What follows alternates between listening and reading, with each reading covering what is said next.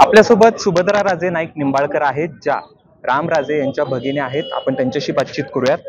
तुम्ही काल मोहिते पाटलांना पाठिंबा देण्यासाठी फलटण मधले 40 आजी आणि माजी नगरसेवक घेऊन गेले, नेमकं कारण काय यामागचं? 5 वर्षापूर्वीच भारतीय जनता पार्टीने विद्यमान खासदारांना तिकीट दिले होते। तेव्हापासूनच त्यांच्या विरोधी भूमिका ही आम्ही सगळ्यांनी घेतलेली होती। त्यानंतर विजयी सभेत त्यांनी जे काय शब्द वापरले त्याच्यामुळे या घराण्याची अब्रूची लक्तर त्यांनी काढली। कुठल्या सुसंस्कृत सुसभ्य घराण्यातील व्यक्ती अशी बोलेल असं हे कधीही स्वप्नात आलं नव्हतं। फलटणची संस्कृती ही वेगळी, इथं अध्यात्माची गोडी आहे, सर्व पंथांची मंदिरं आहेत आणि सर्वांना इथं आदर सन्मान दिला जातो।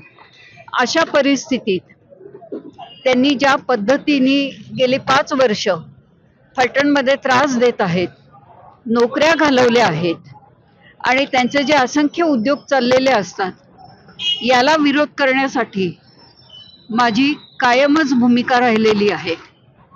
5 वर्षात आम्ही काय भोगलं आहे, मुलांना काय त्रास झाला आहे, महिलांना काय त्रास झाला आहे, हे जास्त मी बोलत नाही। परंतु ते जिथं सध्या राहायला आलेले आहेत त्या भागात मुलांना खेळून दिलं जात नाही। त्यांचे वॉचमन तिथनं मुलांना हाकलून देतात। स्वतःची जागा असल्यासारखंच त्यांचं वागणूक आणि वर्तणूक आहे।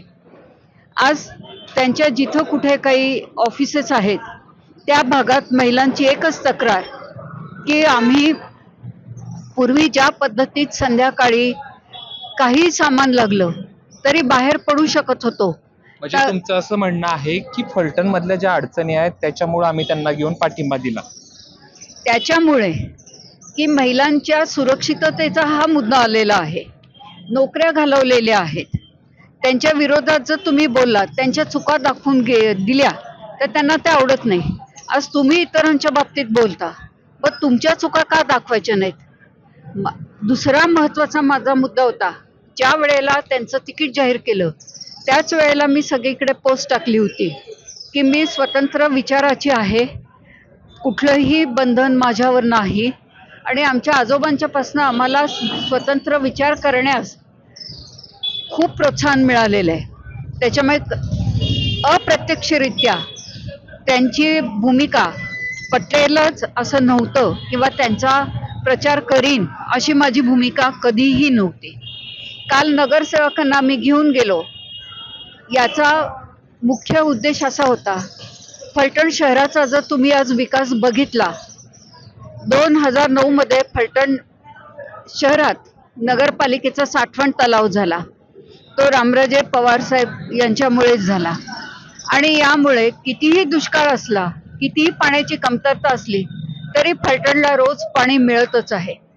त्याच्यानंतर गेली 4 वर्ष भुयारी गटार योजनेची सुरुवात झाली, केंद्र सरकारने अपुरा निधी दिला।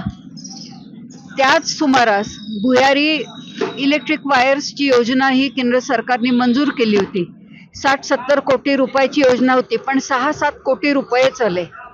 त्याच्यानंतर अमृत योजना ही आणली गेली, ज्या योजनेत शहरातील, आता आपण हा परिसर बघत आहात, हा जो जुना फलटणचा भाग आहे किंवा आम्ही राहतो तो भाग, आज त्या भागात शहरीकरण वाढत चाललेलं आहे आणि त्यामुळे या भागात जो पाण्याचा प्रश्न निर्माण झालाय, पाण्याच्या पाईपलाईन बदलण्याची जी आवश्यक आहे, यासाठी अमृत योजनेखाली फलटण शहर बसवण्याचा प्रयत्न झाला।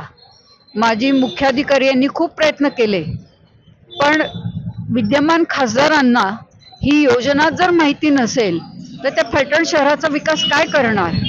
आज फलटणचा जर विकास नाही झाला तर खेड्यापाड्यात किंवा ग्रामीण भागातल्या लोकांना, शेतकऱ्यांचा सुद्धा प्रश्न सुटणं हे अवघड झालेलं आहे। काही लोक मला भेटली, शेतकरी, त्यांनी स्पष्ट सांगितलं की यांनी सांगोल्याला पाणी दिलं त्याच्यामुळे आमच्या शेतीला पाणी नाही। आता याच्या पुढे मी जास्त या विषयावर बोलणार नाही, पण लोकांच्या ज्या भावना आहेत या भावनांचा आदर करण्यासाठी आणि लोकमताचा जो रेटा आहे त्याच्यासाठी आम्हाला काल सगळ्यांना, धैर्यशील भैयांना आमचं समर्थन देण्यासाठी आम्ही काल गेलो होतो. आणि तिथं सुद्धा धैर्यशील भैयांना वेळ जास्त नव्हता, पण आम्ही आमचे प्रश्न त्यांच्या पुढे मांडले आणि अपेक्षा व्यक्त केली की फलटण शहराच्या, या ऐतिहासिक शहराच्या विकासासही आपला हातभार लागावा. तिथं जाहीर सभेत काल मला ऐकायला मिळालं, माढा किंवा माळशिरस या भागातनं जर विद्यमान खासदारांच्याकडे कोणी आपली ही कामं घेऊन आले तर 5-5, 6-6 वेळा फेऱ्या माराव्या लागत, कामं होत नसत, केराच्या टोपलीत त्यांचे अर्ज फेकले जात. पण त्याच्या उलटा अनुभव विजयदादा मोहिते पाटील जेव्हा खासदार होते, आम्हाला कुणालाही त्यांच्यापर्यंत जावं लागलं नाही. काय ज्या आमच्या मागण्या असत त्या आम्ही श्रीमंत रामराजे, श्रीमंत संजीवराजे यांच्या माध्यमातनं त्यांच्यापर्यंत पोचवत असू आणि त्याप्रमाणे त्यांच्याकडनं निधी सुद्धा मिळालेला आहे. खासदार हा 6 तालुक्यासाठी आहे. फलटण शहर हे काही खासदाराचं कार्यक्षेत्र नाही. इथं नगरसेवक आहेत, इथं आमदार आहेत आणि ज्या व्यक्तीला आपलं कार्यक्षेत्र काय आहे हे समजत नसेल तर त्याला का म्हणून आम्ही पाठिंबा द्यायचा, हा महत्त्वाचा मुद्दा आहे. आमचा पक्षाविरुद्ध, पक्षश्रेष्ठींच्या विरुद्ध आमची भूमिका नाही, परंतु व्यक्ती द्वेषाने पछाडलेलं दोषयुक्त जे व्यक्तिमत्व आज तुम्ही परत तिकीट दिलं, या व्यक्तीला आमचा विरोध आहे. आणि म्हणूनच कालपासनं किंवा त्या आधीपासनंही धैर्यशील मोहिते पाटलांच्या समर्थनार्थ आम्ही सगळ्यांनी प्रचारास सुरुवात केलेली आहे. महायुतीचे उमेदवार म्हणून जे आहेत ते रणजितसिंह नाईक निंबाळकरांचं तिकीट जाहीर झालेलं आहे. रामराजेंनी भूमिका केली की मी महायुतीत राहणार. मग रामराजेंना कुटुंबाला एकटं पाडले असं वाटतं तुम्हाला? आमच्या घरात तुम्हाला सांगितलं की आम्हाला व्यक्ती स्वातंत्र्य आहे.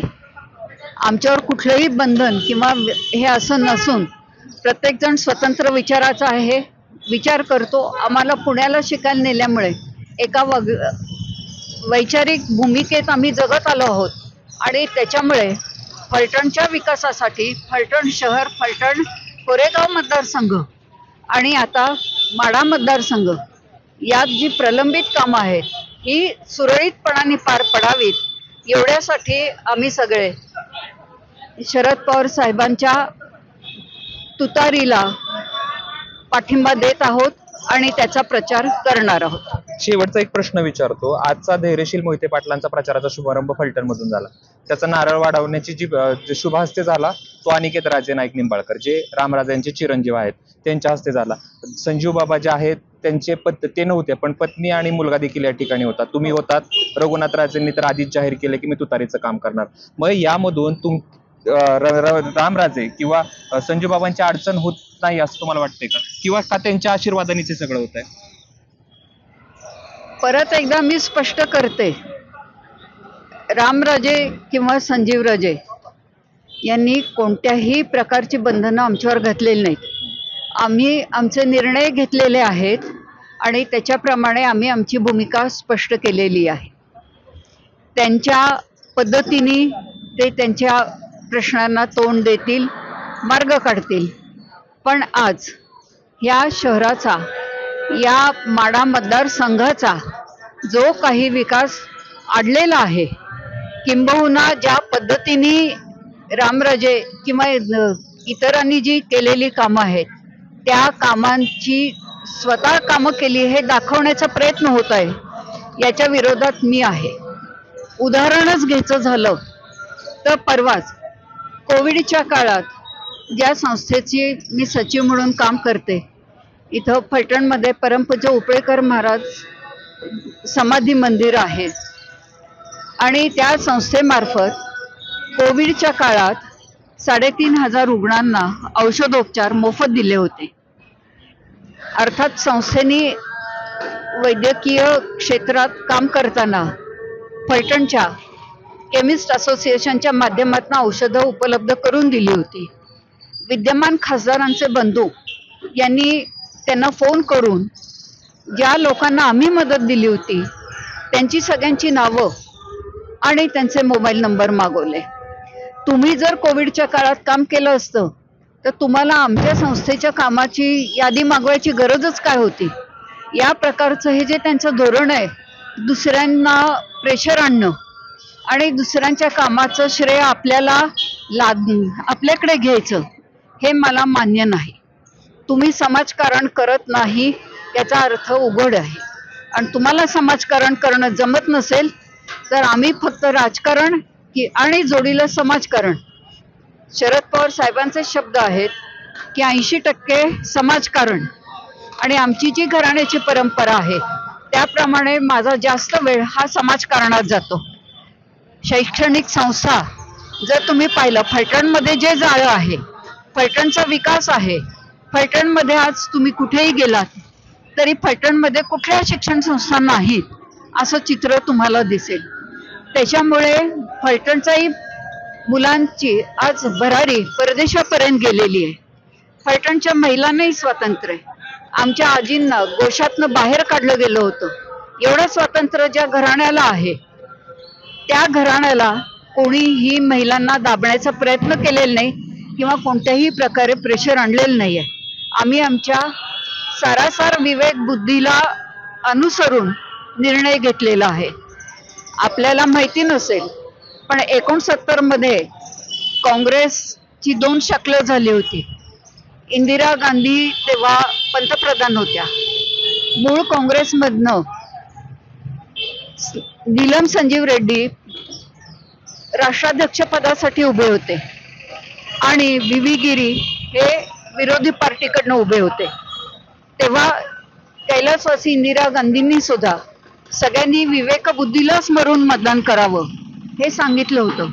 आणि त्या न्यायाने आज मी सगळ्यांना हेच सांगू इच्छिते की विवेकबुद्धीच्या अनुसरून आम्ही सगळ्यांनी हा निर्णय घेतलाय आणि तुतारीलाच, शरद पवार साहेबांच्या तुतारीचाच आम्ही प्रचार करणार आहोत.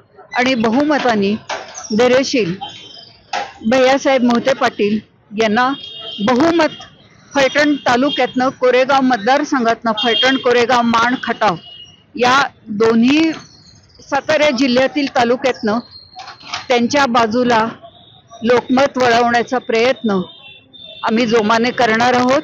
आणि मला खात्री आहे की फलटण, कोरेगाव, माण, खटाव या दोन्हीही विधानसभा मतदारसंघातनं धैर्यशील मोहिते पाटील यांना बहुमत नक्कीच मिळेल अशी ही श्रीराम प्रभूचरणी प्रार्थना करते. धन्यवाद. तर ह्या होत्या सुभद्राराजे नाईक निंबाळकर, ज्यांनी सांगितलं की आम्ही विचारणं स्वातंत्र्य आहोत. जी धोरणं, जो उमेदवार महायुतीनं दिलाय तो आम्हाला मान्य नाही, म्हणून आम्ही धैर्यशील मोहिते पाटलांचा प्रचार करणार आहोत आणि त्यांना निवडून देखील आणणार आहोत, असं सुभद्राराजे नाईक निंबाळकर म्हणतायत. कॅमेरा पर्सन श्रेयस कांबळेसह जयदीप भगत, एबीपी माझा, फलटण.